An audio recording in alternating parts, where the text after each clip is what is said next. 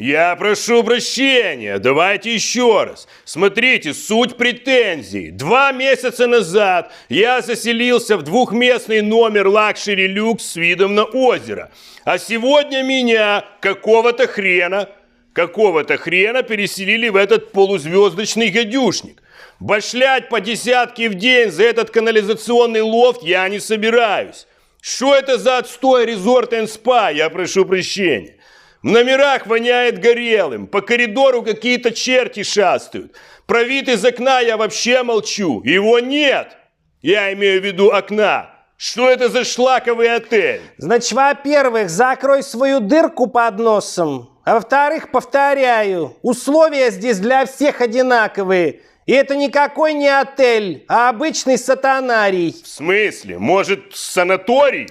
Санаторий – это там, где лечится. А у нас тут в основном жарятся. Поэтому сатанарий имени Грешникова. Я прошу прощения, вы сказали жариться? Жариться это я люблю.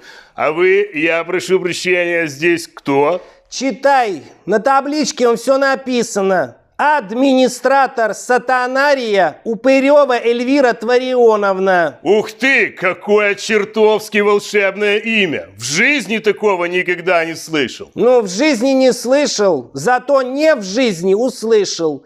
Поздравляю тебя с отрицательным днем рождения. Давай оформляться. Фамилия, имя, отчество. Подождите, в каком смысле не в жизни? Фамилия, имя, отчество. Да это какое-то недоразумение. Я не спрашиваю, как тебя в ОПЗЖ называли. Я спрашиваю фамилия, имя, отчество. Кива Илья, я прошу прощеньевич. Последнее место работы. Официальное? Да.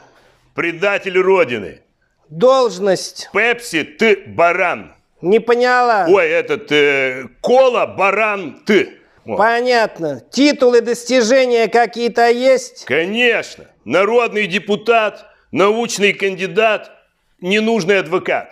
Кстати, если вам вдруг не нужен адвокат, обращайтесь. Как говорится, чем смогу, не помогу. Так, ладно, расскажи, что последнее помнишь с последнего дня. Ну, значит, смотрите, встал пораньше, сразу же у себя в телеграм-канале написал гадости в адрес Зеленского. Так, потом умылся, покушал, оделся, вышел из отеля на крыльцо, сунул руку в карман, почесал, высунул руку из кармана и почесал на прогулку. Дальше. Чешу себе спокойно по парку, никого не трогаю. Ну, кроме того, что у меня в кармане брюк. Иду в развалочку, как обычно, общаюсь по телефону, сам с собой, если мне не изменяет память. Если изменяет, то я прошу прощения. Вдруг неожиданно в какой-то момент слышу звук выстрела. Поворачиваюсь, смотрю, рядом со мной стоит какой-то чувачок в женских колготках. Ну, в смысле, на голове. Я говорю, я прошу прощения, это вы сейчас мне стрельнули? Он молчит. Я говорю, вы не могли бы стрелять потише, я вообще-то по телефону общаюсь. Он молчит. Я говорю, если у вас все, то я, пожалуй, пойду. Тем более, смотрите, как быстро темнеет у меня в глазах. Он опять же молчит, но при этом подходит ко мне вплотную. Я говорю, уважаемый, я прошу прощения. Не до конца посвящен в ваши планы, но зачем вы тупым тяжелым предметом стучите мне по лысине?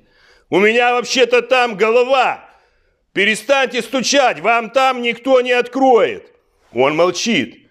А я в какой-то момент понимаю, еще пару моих вопросов, и я тоже уже буду молчать. И тогда я не выдержал, говорю, стопэ, братишка, еще раз ты на меня замахнешься, и я тебе тут так упаду, что мало не покажется. А я как бы человек слова. Сказал, упал, но при этом ничего не сказал. Он ко мне наклонился, прошептал мне на ухо «Слава Украине». Я ответил ему молчанием, и он скрылся в неизвестном направлении, а я остался в неизвестном состоянии. Лежу и чувствую, что рука в кармане что-то нащупала. И я понимаю, что это конец. Я, естественно, разозлился, можно сказать, вышел из себя и пришел к вам. Я прошу прощения. Понятно. В общем, я тебя оформила. Я, честно говоря, вас тоже слегка оформил бы. Я прошу прощения. Значит, программа пребывания на сегодня у тебя следующая. Вечером Кобзон-пати, явка обязательно.